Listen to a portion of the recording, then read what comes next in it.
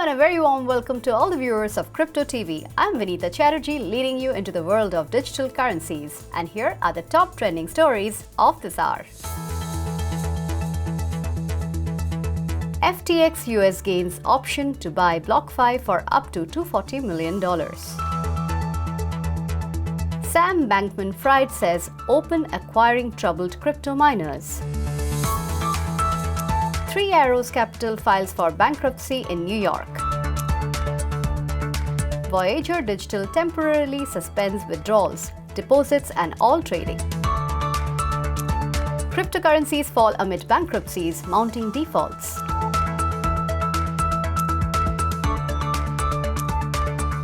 Grayscale's GBTC discount widens after SEC rejects Bitcoin ETF application.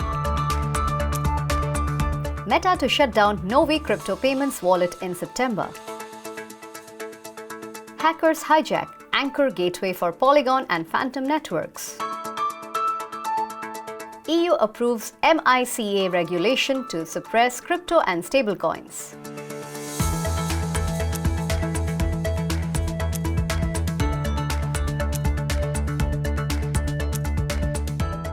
Now let's look at today's stories in details. BlockFi and FTX US have reached a deal that will provide the struggling crypto company with a $400 million credit facility. The deal also gives FTX US, a unit of Sam Bankman-Fried's FTX crypto exchange, the right to acquire BlockFi for $240 million. BlockFi CEO Zach Prince, in a tweet on Friday, said the parties agreed to the definitive agreement a day prior. He said the deal is still subject to shareholders' approval. The deal has a total value of up to $680 million. Earlier, some reports had listed the valuation at $25 million. The terms agreed to Friday, however, gave BlockFi a variable price of up to $240 million based on performance triggers. Prince said BlockFi has not drawn from the credit facility. FTX co-founder and CEO Sam Bankman-Fried said he is open to acquisitions of troubled crypto miners in order to stem contagion in the crypto industry.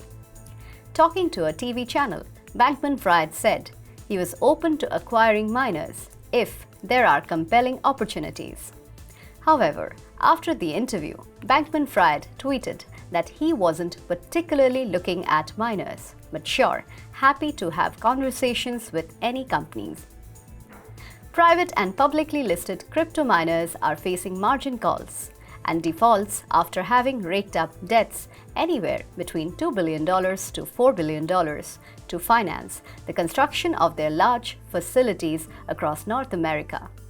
FTX on Friday announced that it had made a deal with crypto lender BlockFi to provide BlockFi with a $400 million credit facility and potentially acquire it for as much as $240 million. Crypto hedge fund Three Arrows Capital has filed for Chapter 15 bankruptcy in a New York court after weeks of speculation that it was functionally insolvent. Chapter 15 filings are generally tied to foreign proceedings. A court in British Virgin Islands previously ordered Three Arrows' local branch to enter into liquidation, indicating that Friday's filing is likely tied to this. US-based firm Teneo Restructuring has been tapped to oversee the liquidations.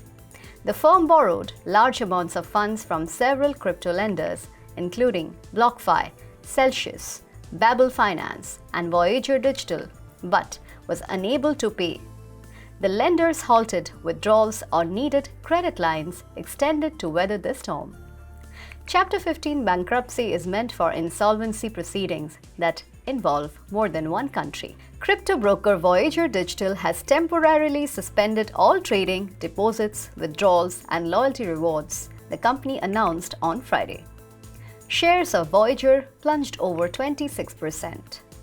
Even the Voyager-issued debit card will stop working for owners. The changes were effective almost immediately. Stephen Elkrich, CEO of Voyager, in a statement said that given the current market conditions, the broker was left with little option. The decision gives Voyager additional time to continue exploring strategic alternatives with various interested parties while preserving the value of the Voyager platform, he said. Voyager recently disclosed it had significant exposure to Three Arrows Capital and had issued a notice of default to the beleaguered hedge fund. Voyager claims 3AC has failed to make required payments on its loan of 15,250 bitcoins, which is equivalent to $294 million and $350 million USDC. Voyager said it is actively pursuing all available remedies for recovery from 3AC, including through a court-ordered liquidation process in the British Virgin Islands. Voyager had earlier received a cash USDC loan of $200 million and a revolving credit facility of 15,000 bitcoins, which is equivalent to $294 million from Sam Bankman-Fried owned quantitative trading firm Alameda Research. Cryptocurrencies fell during Asian trades on Saturday, reversing marginal gains of Friday, as crypto lenders were seen filing for bankruptcies and others were desperately scouting for bailouts. Bitcoin fell below $20,000. Digital assets also fell, as small buying by institutional investors seen a day earlier dried up and optimism over sustained momentum vanished. June was tough for crypto markets, with Bitcoin witnessing its biggest monthly price drop of over 37% since 2011. Ether was down 45% last month. The declines resulted largely from a range of macroeconomic problems that has made traders risk-averse, with inflation still running at a 4-decade high amid uncertainty caused by supply chain disruptions and Russia's invasion of Ukraine. Investors across all markets are fearful. On Friday, at least, stocks reversed some of their recent declines. The S&P 500 gained 1.1%, while tech-focused Nasdaq Composite Index rose 0.9%. The Dow Jones Industrial Average climbed 1% after bond yields eased, pointing to optimism that investors may be besetting on the Federal Reserve slowing down the pace of aggressive rate hikes later in the year. Bitcoin was recently seen trading at around $19,200, down over 5% in the past 24 hours. Ether, the second biggest cryptocurrency, traded around $1,050, down over 2.5% in a similar time span. Other major altcoins too traded lower. Grayscale discount, a key crypto market metric, has widened after the US Securities and Exchange Commission rejected an application to convert the world's biggest Bitcoin fund into an exchange-traded fund. The shares of the Grayscale Bitcoin Trust are now trading at a 31% discount to the value of the underlying Bitcoin, based on figures posted on the website for Grayscale Investments, the fund's manager said.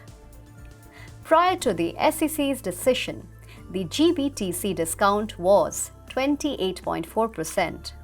The widening in the discount is seen as a sign of waning optimism for a conversion anytime soon, the opposite of what was happening last week, when some investors were buying GBTC, betting on the fund's chances. The Grayscale Bitcoin Trust, which is often referred to by its stock trading symbol GBTC, is a type of investment vehicle that allows US stock investors to gain exposure to price movements of BTC. Well, those were the top trending stories of this hour. Keep watching Crypto TV, world's first 24/7 streaming crypto channel. I'm Vanita Chatterjee signing off.